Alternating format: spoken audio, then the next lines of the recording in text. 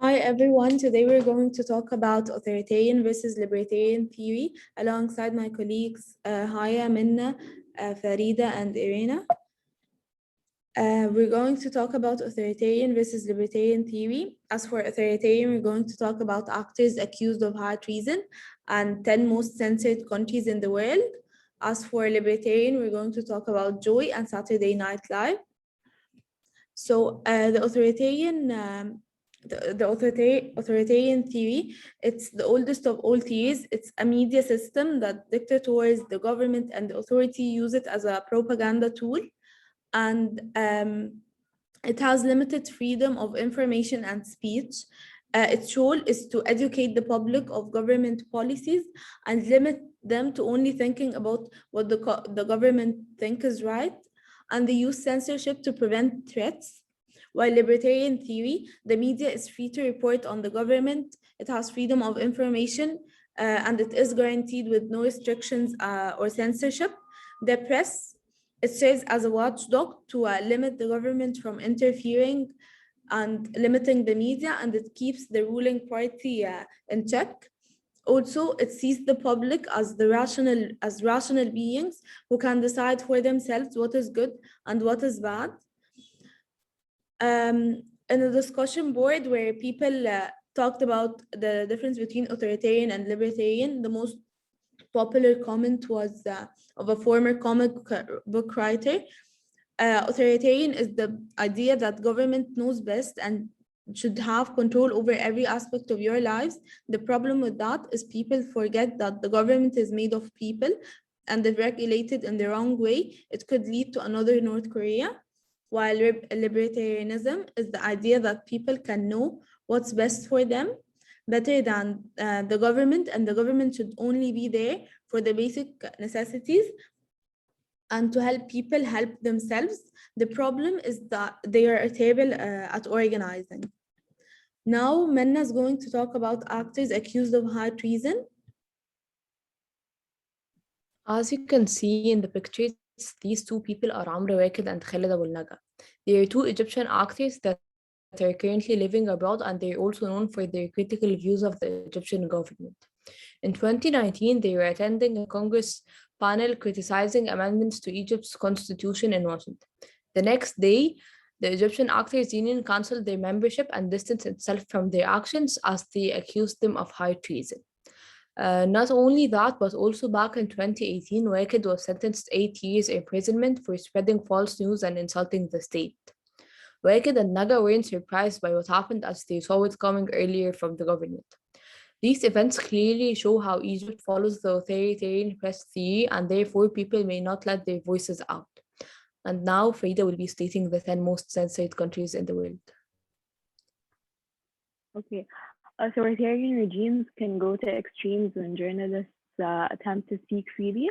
This can reach to the extent of harassment and even imprisonment. So now I'm going to be discussing 10 countries that practice censorship from the highest to the lowest level. Okay, number 1, Eritrea, which is located in East Africa. It has a single internet provider in the entire country, and the state is the only entity that's allowed to present news, and all privately owned media outlets are banned.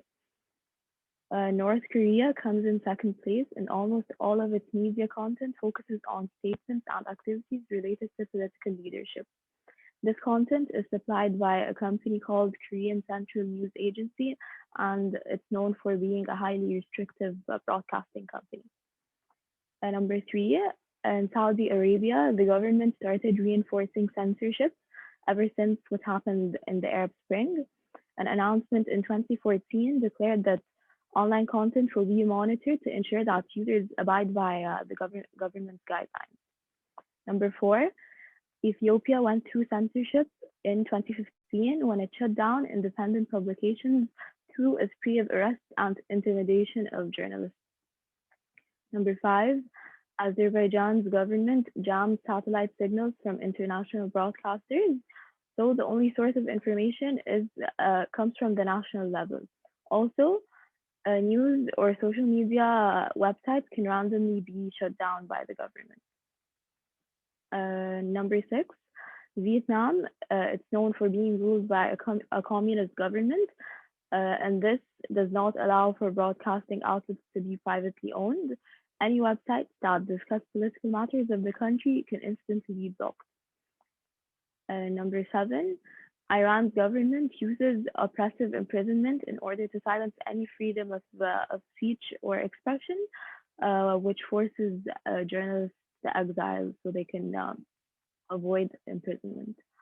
Number 8, China intentionally created visa restrictions for international journalists who were trying to work in China in hope to have control over the information that they broadcast.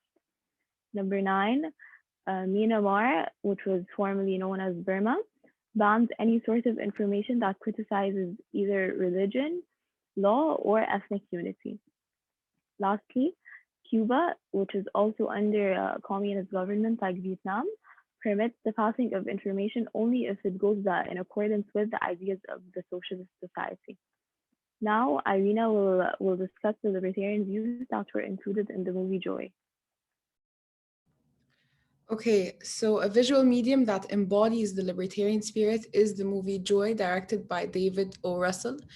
The comedy drama celebrates and highlights the significance of virtues, honesty, liberalism, and will. Joy Mangano, the main character, is played by the American actress Jennifer Aniston.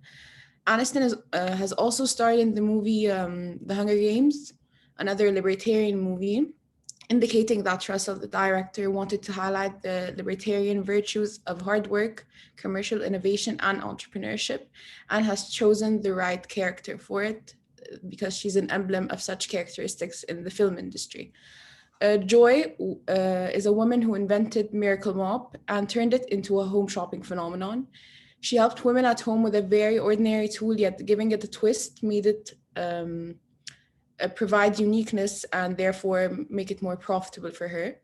So in a nutshell, the movie is a praise for how capitalism allowed Joy to be more financially stable because of her self-expression, embracing of individuality, and self-fulfillment. At the end, what can be more motivating than a movie illustrating a single mother of two who faces hardships for an idea so mundane, but because of her her grit, rose to her major business success. So now Haya will introduce Saturday Night Live and the libertarian views that they portray. Example of libertarian theory press would be in the United States of America. Saturday Night Live is an American sketch comedy that is presented on NBC. It first aired in 1975, and it features different artists every week where they get to perform comedy skits on various topics.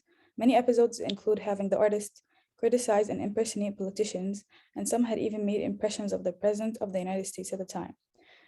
An example of an artist who did so would be Alec Baldwin, where he was featured in an episode that was a parody of the former President Donald Trump's press conference. In the skit, Baldwin imitated Trump in an emergency declaration in which he made fun of him. This was one of many examples of libertarian media in the United States. People usually have the freedom of speech in their country to be able to speak their minds through mass media without facing threatening consequences.